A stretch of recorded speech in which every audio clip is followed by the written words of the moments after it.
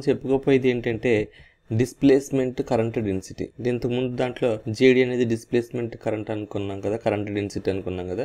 అది ఏ విధంగా వస్తుంది, డిస్ప్లేస్మెంట్ కరెంట్ డెన్సిటీ ఏ విధంగా ఎపియర్ అవుతుంది అనేది నేర్చుకుంది. ఇది కూడా చాలా important topic examination point of view. Okay, మామూలుగా కూడా చాలా ఇంపార్టెంటే. సో ఈ టాపిక్ మీద క్వశ్చన్స్ జనరల్గా అడుగుతూ ఉంటారనమాట. ఇప్పుడు ఒక చిన్న సర్క్యూట్ ఏదైనా తీసుకుందాం. ఒక రెసిస్టర్, ఒక కెపాసిటర్ ఉన్న సర్క్యూట్ని తీసుకుంటే ఇలాగా దీంట్లో ఫ్లో అయ్యే కరెంటు I1 అనుకుంటే కరెంట్ ఇలా ఫ్లో అవుతుంది. ఓకే, దీంట్లో ఫ్లో అయ్యే కరెంటు I2 అనేది ఇటువైపు ఫ్లో అవుతుంది. అంతే కదా, రెండు ప్యారలల్గా ఉన్నాయి కాబట్టి ఈ కరెంటు ఇటువైపు I1 కింద మారుతుంది, ఈ I అనే కరెంటు ఇటువైపు I1 కింద మారుతుంది, ఇటువైపు I2 కింద మారుతుంది. సో టోటల్గా ఇది I కరెంట్. ఓకే, ఈ parallel consider this parallel RC circuit. Consider this parallel RC circuit having a voltage and flowing current through resistor. Flowing current through resistor is I1 is equals to V by R. అంతే కదా, current ఇక్కడ resistance దగ్గర ఈ resistance point of వ్యూలో కరెంట్ని తీసుకుంటే I1 is equals to V by R. అంతే కదా. So if resistor has cross sectional area is A, then the current density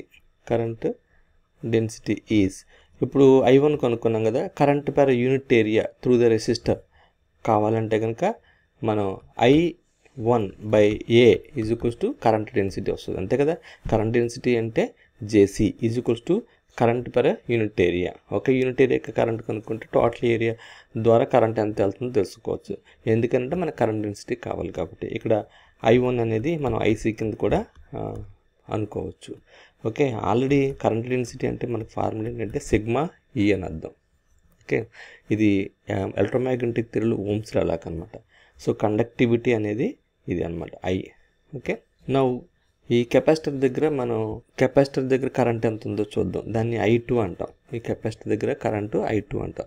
so now I2 across the capacitor is I2 is equals to C into dV by dt అనేది formula కదా. So ఇక్కడ C అంటే ఇలా రెండు capacitors ఇలా ఉన్నప్పుడు ఈ రెండింటి మధ్య డిస్టెన్స్ కనుక D అయితే C is equals to epsilon A by D అనేది ఫార్ములా. ఏరియా కనుక A అయితే ఈ రెండింటికి ఏరియా A అయితే కనుక డిస్టెన్స్ D అయితే కనుక C is equals to epsilon A by. Distance తక్కువ ఉందనుక కెపాసిటెన్స్ ఎక్కువ ఉంటుంది, డిస్టెన్స్ ఎక్కువ ఉందనుక కెపాసిటెన్స్ తక్కువ ఉంటుంది. ఇలా వైస్ వెర్సా ఉంటుంది. ఒకవేళ ఏరియా పెరిగిందనుక కెపాసిటెన్స్ కూడా పెరుగుతుంది. ఈ ప్లేట్ల యొక్క ఏరియా పెరిగితే కెపాసిటెన్స్ కూడా పెరుగుతుంది అనమాట. సో ఈ విధంగా కెపాసిటెన్స్ అని మనం ఎప్సిలాన్ A బై D కింద రాయొచ్చు. అప్పుడు epsilon A by D into dV by dt. మనకి ఆల్రెడీ యాక్చువల్గా కెపాసిటర్ ఇలా ఉన్నప్పుడు పాజిటివ్ ప్లేట్ నుంచి నెగిటివ్ ప్లేట్కి ఎలక్ట్రిక్ ఫీల్డ్ అనేది ఎస్టాబ్లిష్ అవుతుందని మనం మాట్లాడుకున్నాం. So electric field established between the plate such that charge is also displaced, from the formula we know that electric field E is equals to V by D or V is equals to E into D.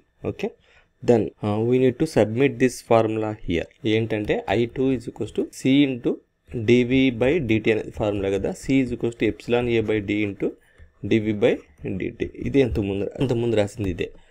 Okay, so దీన్ని ఇప్పుడు మళ్ళీ రాశాను, page మారింది కాబట్టి. I2 is equals to C into dV by dt or epsilon A by D into dV by dt కదా.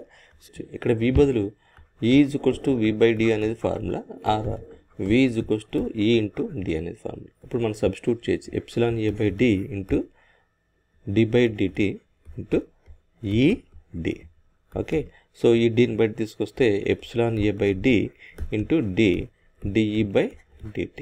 So dd cancel అయిపోతుంది. అప్పుడు epsilon A into dE by dt ఇలా రాయొచ్చు. ఓకే, మనకి దీన్ని బట్టి మనకి ఏమొచ్చింది, I2 అనేది వచ్చింది. I2 అంటే ఏంటంటే డిస్ప్లేస్మెంట్ కరెంట్ కాబట్టి దీన్ని I2 అని కూడా అనొచ్చు.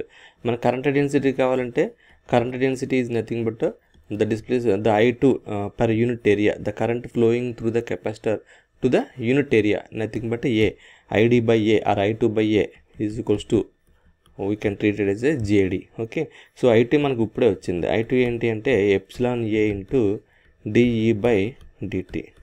ఓకే, దాన్ని డివైడెడ్ బై ఏ రాసాం. ఏ రాసినప్పుడు ఈ ఏ క్యాన్సిల్ అయిపోతుంది. అప్పుడు ఎప్సిలాన్ డిఈ బై డిటి అన్నట్టు వస్తుంది. దీన్నే D is equals to epsilon E కదా. సో ఈ ఎప్సిలాన్ ఈని టైప్కి D by DT epsilon E ఇలా రాస్తే డి బై డిటి డి అని వస్తుంది. దీన్నే డి డాట్ అనొచ్చు, ఎందుకంటే dot is equals to D by DT అనమాట. దేర్ఫోర్ ఫైనల్లీ జేడి అనేది ఏంటి అంటే D by DT D dot or దో బై దోటి డి. దో బై దోటి అన్న డి బై డిటి అన్న ఒకటే. పార్షియల్ డెరివేటివ్స్లో సింగిల్ డెరివేటివ్ అనమాట. పార్షియల్ సింగిల్ డెరివేటివ్స్లో రెండు ఒకటే, ఎలాగైనా అనుకోవచ్చు. ఓకే, సో దీన్ని బట్టి మనకి ఏమేమి తెలిసినాయి అంటే జేసీ అనేది సిగ్మా ఈ అని, అలాగే జేడి అనేది దో డి బై దో టీ అని తెలిసింది. సో దాని బట్టి total current J is equals to JC plus JD అని రాస్తే JC is equals to sigma E plus D is equals to దో డి బై దో టీ. సో దీన్నేమో డిస్ప్లేస్మెంట్ కరెంట్ డెన్సిటీ అంటారు, ఇదేమో కండక్షన్ కరెంట్ డెన్సిటీ అంటారు. ఓకే, చిన్న analysis ఏంటంటే J is equals to JC plus JD కదా. జేసీ అంటే సిగ్మా ఈ అన్న, జేడి అంటే దోడి బై దోటి అని అన్న. దీన్ని బట్టి మనం డి బై డిటీని యాక్చువల్గా జే ఒమేగా అనొచ్చు అనమాట. ఓకే, అలాగే దో స్క్వేర్ బై దోటి స్క్వేర్ అని ఉంటే అది జే స్క్వేర్ ఒమేగా అనొచ్చు అనమాట. సో దీన్ని బట్టి మనం sigma E plus J omega D అని రాయొచ్చు. అలాగే దీన్ని సిగ్మా ఈ జే ఒమేగా ఎప్సిలాన్ ఈ అని రాయొచ్చు అనమాట. Okay, this is nothing but J. ఇప్పుడు ఒక మీడియం కండక్టింగ్ మీడియమా డైఎలక్ట్రిక్ మీడియమా అనేది డిసైడ్ చేయాలని అంటే కనుక దాని కండిషన్స్ ఎలా ఉంటాయంటే modulus of JC by modulus of JD calculate చేశారనుకోండి, అప్పుడు ఏమొస్తుందంటే ఇది sigma E divided by J omega epsilon E cancel. Okay, J అనేది 1/j అనేది మ్యాగ్నిట్యూడ్ టర్మ్ 1 అయిపోతుంది. అందుకని అప్పుడు మిగిలింది ఏంటంటే సిగ్మా బై ఒమేగా ఎప్సిలాన్ మిగులుతుంది. So JC by JD value ఏంటంటే sigma by omega epsilon. If sigma by omega epsilon is greater than 1 అయిందనుకో, that can be treated as a perfect conductor అనమాట, perfect conductor.